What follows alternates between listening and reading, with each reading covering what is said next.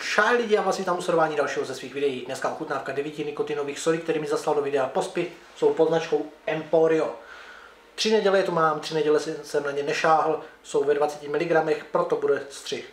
Proto budou 2 střihy, uděláme si 3, 3 a 3 a ve finále si je zase zdrbneme, seřadíme, co mi chutnalo nejvíc, takovej ten zlatý střed a samozřejmě co bylo nejhorší. Pojďme na první 3. První 3 tu mám Virginie, Red Baron a Cannoli. Začneme Cannoli. Samozřejmě v poměru 50/50. A pojď ven. Cannoli, trubička ze sladkého těsta naplněná vanilkovým krémem. Takže dezertovka. Dezertovek v podobě nikotinových solí moc není, respektive o žádných moc nevím. Většinou se jedná o ovoce nebo o mixy tabáku. Dáme si tam jenom 2-3 kapky, nebudeme to nějak přehánět, přece jenom je to ve 20 mg.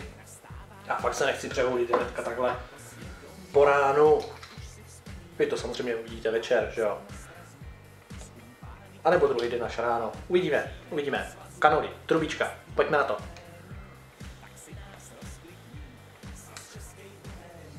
No, příjemná vanilka, která je tam úplně výrazná, úplně doplněná s kořicí. A malinko v pozadí je cítit těsto. Za mě dobrý, hele, za mě Cannoli za mě dávám někam na zlatý střed. Není to úplně, neřekl bych úplně špatný, a není to úplně takový ten můj top, takže dávám zlatý střed.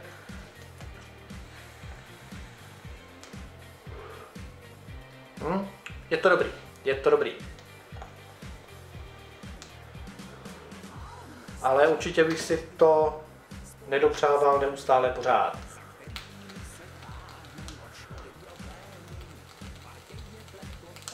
Tak, půjdeme dál. Dáme si Virginii. Jemná chuť tabáku s ovocnými tóny. Pojďme na to. Šup, ať tady nejsme zase půl hodiny. Přece jenom jsou to nikotinové soli. Tady není potřeba nic moc vymýšlet. Šup. Dáme si taky jenom zlehka pěkný čirý likvid. Zavřem ho. Dáme si ho sem. Opět budeš zlobit? Nebudeš. Výborný.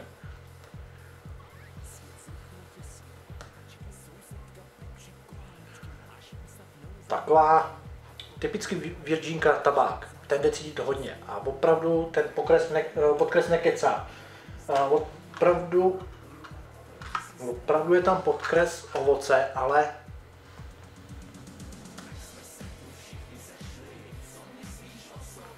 takovýho svěžího.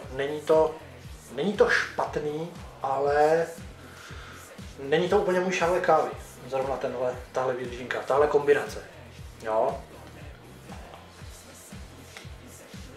Tabák příjemný, lehkej, lehce doplňující ovoce, ale není to nic pro mě. To říkám na rovinu.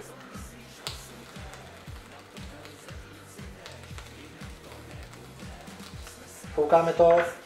Máme si dalšího Red Baron. Já mám takový pocit, že už jsem ho někde koštoval, ale vůbec netuším. Směs červeného a černého rybízu s lesním ovocem a lékořicí. To jsem na to zvědav, jelikož já lékořici můžu, to už jste viděli samozřejmě v některých mých ochutnávek, kde se lékořice pohybovala. Jasně, červený likvid, to se mi líbí. Připadá mi jako Red Aster, uvidíme, zašpuntujeme to. Šup, kde mám vzduch si otevří, tak akorát. Jelikož a protože nikotinové soli používáme primárně v podech, tak jsem byl nucený vymyslet build takovej, aby mi co nejvíc simuloval funkci podu. To znamená 0,2 drát z nichromu a extrémně vysoký odpor, abych měl co nejmenší odpořovací plochu a zároveň mi to podávalo dobře chuť.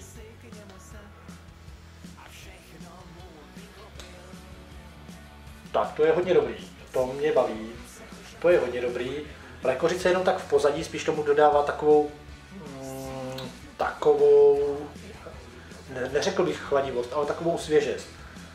Ale mix červeného ovoce, já mám pocit, že tam primárně cítím, co by tam mělo být? Jo, rybíz, ale primárně spíš cítím borůvku.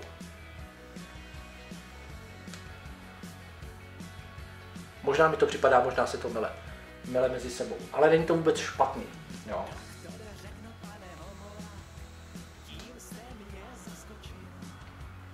Je to dobrý, tohle řadím před kanoli, takhle to bude mít seřazení. Dobrý, takový průměr a nic moc, teda aspoň pro mě. Pojďme na další 3. Jako první z druhé trojice vyzkoušíme Fido. Fido je malinový krém doplněný jahodou a třešní. Jsem na něho upřímně hodně zvědavý. Pojďme na něj. Rozděláme flašku. Zase jenom pár kapek, nebudeme to nějak přehánět.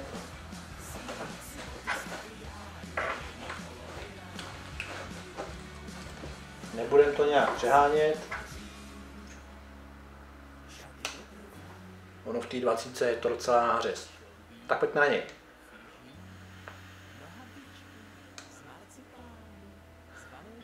No, nevím.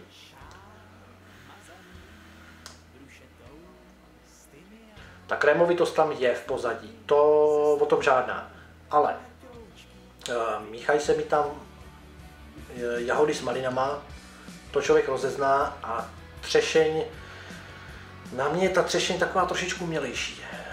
Není to úplně špatný, jo, to bych kecal, že by to bylo zlý, že by to bylo hnusný, to vůbec, ale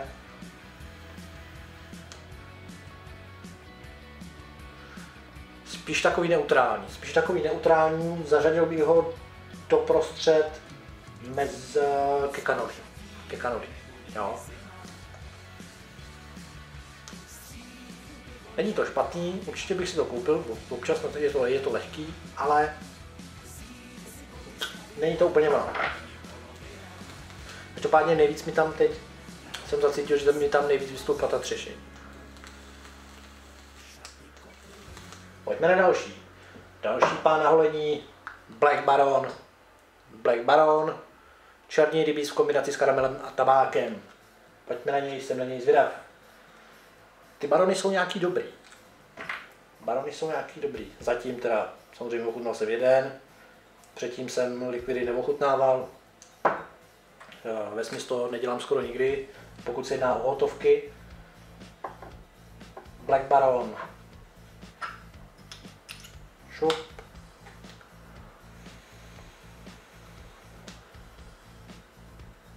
No, příjemný karamel, černý rybíz v pozadí a tabák.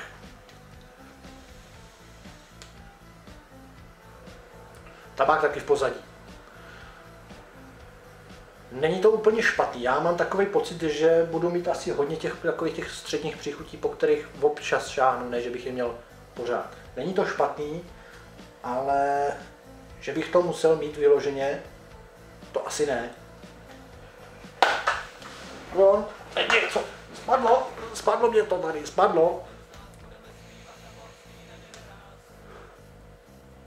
No, kdyby tam ten karamel nebyl, vůbec bych se nezlobil. Každopádně si ho dávám opět na střed. Jo, mám spíš takový pocit, že jich bude těch středních věcí, které bych chutnal tak jako průměrně, bude asi nejvíc. Nicméně, pojďme dál. Lorient, omamný orientální tabáknící se stoný jablek, tabáku z kořice a kardamonu. Já teď přemýšlím, jak chutná kardamon. No, ale uvidíme.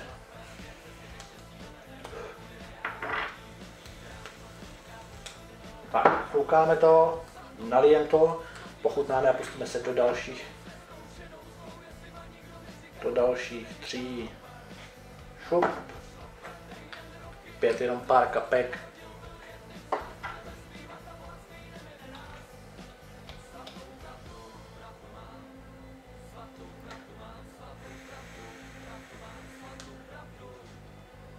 Ten je dobrý, ten mi chutná, to chci. Výborný. Lorient, jabka. Jabka hodně podobný s Apple Pie Imperia. Řekl bych, že to je stejný typ jablek. Jo. Tabák je tam opravdu hodně decentně. Tady hodně jdou dopředu jabka, právě z kořicový jabka, takový štrudl. Spíš bych řekl, že štrudl s podkresem tabáku. Takhle bych to nějak viděl. Není to vůbec špatný. Určitě po něm do budoucnosti šáhnu, takže dávám do popředí. Že máme 2 první, 2 prostřední a jedno, co mi nejelo prakticky skoro vůbec. Ale to jsem já, to jsou moje chutě. Pojďme se pustit do poslední trojice. První Blue Baron. Borůvka ve směsi s ostružinou a lesní jahodou v závěru se objevuje jemně nakyslý ovocný akcent. No, uvidíme, jestli popisek odpovídá realitě. Zakápneme ho opět. To nebudeme nějak přehánět. Jenom tak decentná. Čup, víčko. Až modrchat. A můžeme.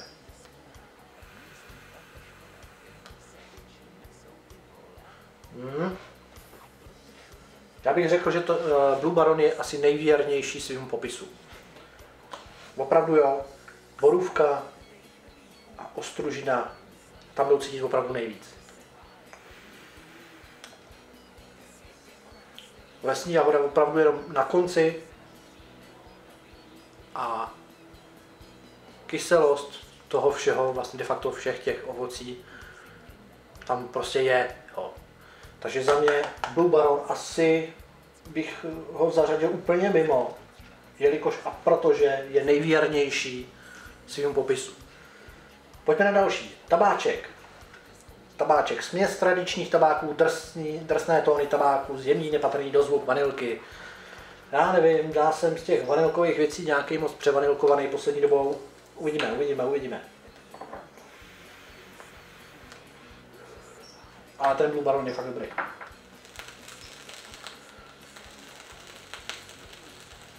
A já jsem to trošku přehnal. Tak, to by mohlo být ready.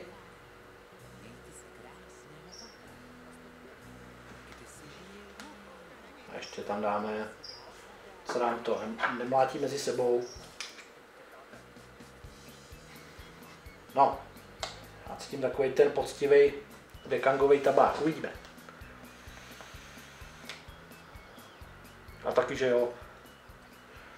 Je to opravdu poctivý dekangový tabák, když bych to vám to měl tak nějak připodobnit.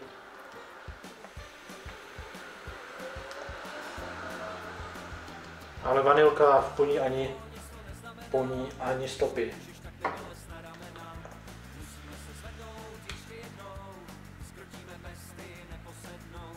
A už tam malinko vylízá na konci, ale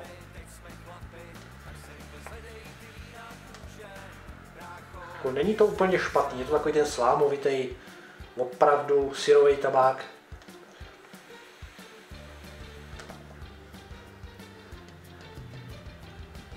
No, není to špatný, dal bych ho spíš tak někam mezi prostředek a možná se někdy uvidí. Jo. Takže se nám to rozšířilo na 5 kategorií. Ze 3, který jsem měl původně v úmyslu. Nerozšířilo. Jsme opět na 4.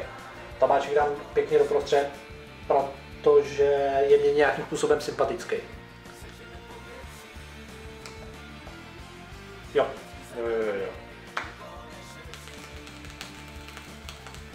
Máme tady poslední z 9 likvidů.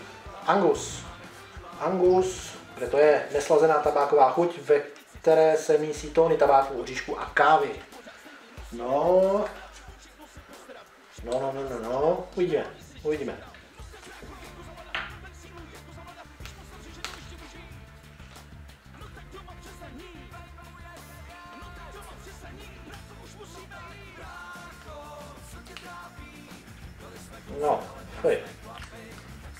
zaštípalo. Tak pojď. Ty, ale to je hodně dobrý. Já se to s dovolením trošičku vyčistím.